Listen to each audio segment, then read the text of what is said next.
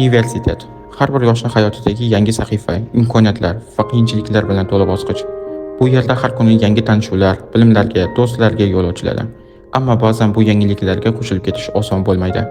Hayot o'rtasida ba'zi talabalar o'zini yolg'iz va begona his qiladi. Ichki xavotir va ijtimoiy bosimlarni ezadi. Ushbu video o'z o'rnini topishga, tashvishlardan xalos bo'lishga intilayotgan talabaning ichki kechinmalarini ochib beruvchi kichik bir hikoya.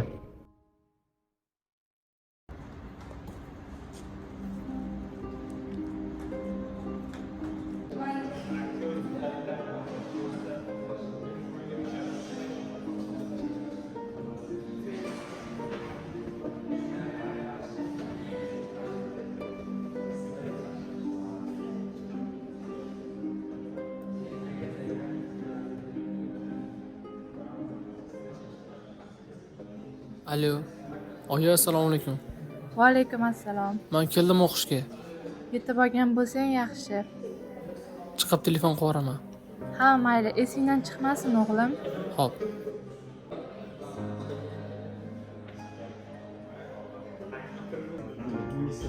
Universitet eshigidan o'tganimda nimadir ichimda siqib keldi. Yana o'zimni boshqa odamlar orasida yo'qotib qo'yamanmi deb o'ylayman. Ular mendan ko'ra aqlliroq, dadilroq, balki mendan ko'ra yaxshiroqdir. Men bo'lsa oddiygina qiraba soya deyman. Qanaqa qilib yangi guruhdagi talabalar bilan til topishaman? O'z o'rnimni topishim mumkinmi? Balki bugundan faqat tomosha qilishdan nariga o'tmasman.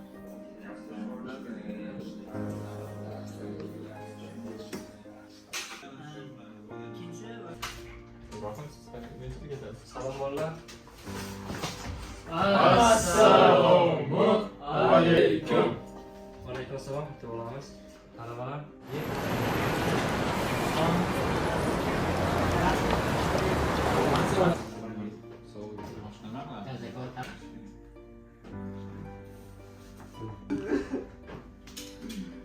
Bugun talabalar darsimiz tamom bo'ldi. Keyingi dars davom ettiramiz.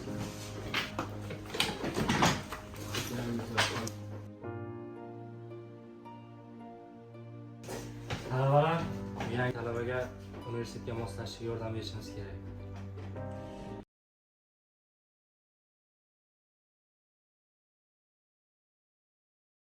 Vaqt ajratganingiz uchun rahmat. Sog' bo'ling, xayr.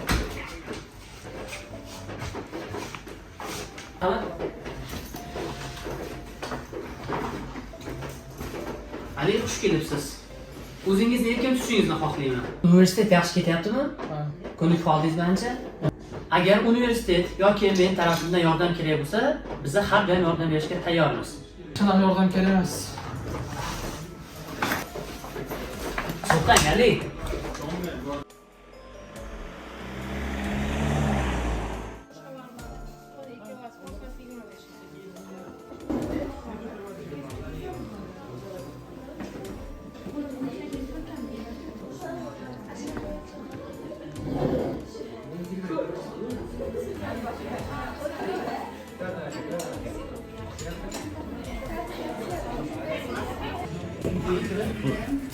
Guruhga yangi kelgan bo'layu.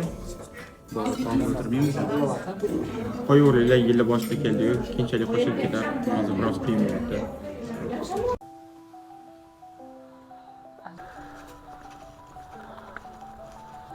Yaxshimisiz? Sizni izlab yurgandim. Sizdan Ali haqida so'ramoqchi edim. Ali bilan suhbatingiz qanday o'tdi? Suhbat bo'ldi, lekin qoniqarsiz. Menimcha uni turli xil tadbirlarga jalb qilishimiz kerak. To'g'ri, yaxshi fikr. Unda yana o'ylashib ko'ramiz. Sog' bo'ling. Sog' bo'ling. Ali darsda qanday ketyapti? Bo'ladi, yaxshi. Bilaman, hamma joyga ham o'rganish qiyin, lekin nima yordam kerak bo'lsa, biz shu yerdamiz. Tushundingmi?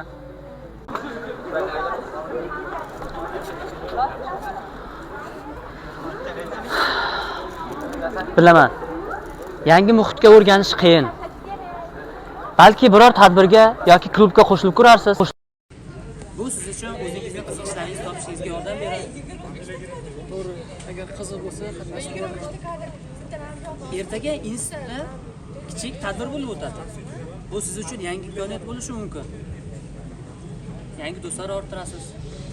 Yaxshi, agar qiziq bo'lib qatnashib ko'raman. Balki shunda hammasi yaxshi o'tadi. Bolalar darsi tushunarli bo'ldi deb o'ylayman. Keyingi darsga hammalarni guruh bo'lib prezentatsiya qilib qolaman. Hamma qatnashishi shart. Keyingi darsga prezentatsiyamiz bor. Ma'lumotlarni qayerdan olamiz? Men fikrimcha ChatGPTga yozganimiz yaxshiroq, chunki hamma ma'lumotlarni to'liq chiqarib beradi va tez chiqarib beradi. Ma'lumotlarni Google'dan olsak ham bo'ladi. Chunki unda ancha saralangan ma'lumotlar, ChatGPTga aslida nima desa bo'ladi? Ma'lumotlar juda chalkash, anchalik qiyin bo'lib ketishi mumkin prezentatsiya yasayotgan paytimiz. Wikipediaga ham qarab ko'rish. Wikipediadan ham olsak bo'ladi. Ma'lumotlar ko'p. Undan ko'ra menda bitta ideya bor. Kitoblardan foydalansa ham bo'ladi-yu. Jokuda yaxshi kutubxona bor. Kirib kitoblardan foydalansa bo'ladi, ma'lumotlar olsa bo'ladi. Yaxshi fikr. To'g'ri. Yaxshi fikr. Unda bo'lsa boramizmi kutubxonaga birga? Yaxshi, Ketdikmi? Davay, ketdik. Go.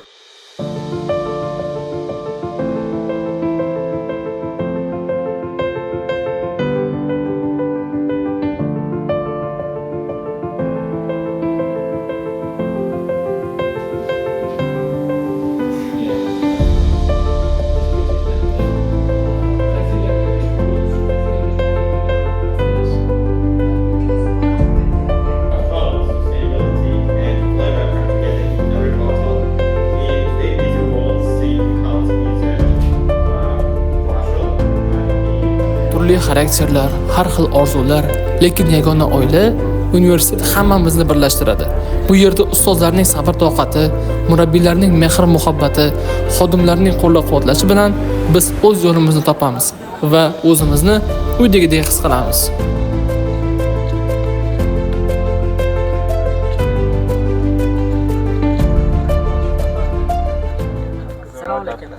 Va alaykum assalom. Shu bola ham qo'shilib ketdi-a? Ha, nimasini aytasiz? Ancha yurgan qo'l universitetimizga. To'g'ri. To'g'ri aytasiz.